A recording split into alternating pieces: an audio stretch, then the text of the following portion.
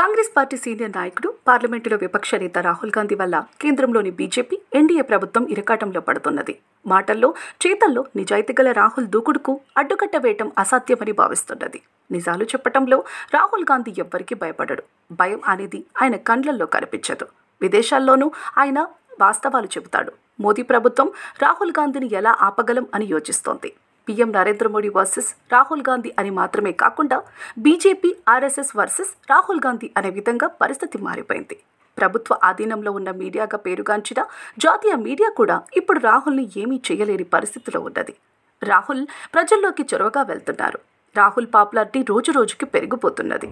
BJP IT cell ఎప్పుడు రాహుల్ని విమర్శించి ఆయన తప్పులు పట్టడానికి ఒక టూల్ కిట్ పట్టుకొని తిరిగే బీజేపీ నేత సందీప్ పాత్ర లాంటి వారి పప్పులు కూడా ఉడికే పరిస్థితి కనిపిస్తలేదు.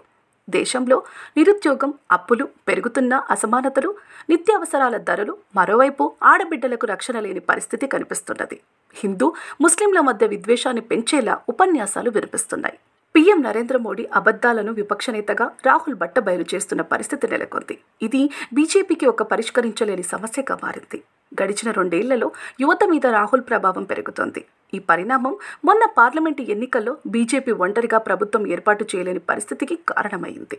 మోదీ సర్కార్ అవినీతిని రాహుల్ బట్టబయలు చేస్తున్నారు. హర్యానా, మహారాష్ట్ర, జార్ఖండ్ అసెంబ్లీ ఎన్నికలు జరగనున్న నేపథ్యంలో ఈసారి రాహుల్ గాంధీ, ఇండియా కూటమిలోని నేతల ప్రభావం తప్పనిసరిగా ఎన్నికల మీద కనిపించబోతున్నది.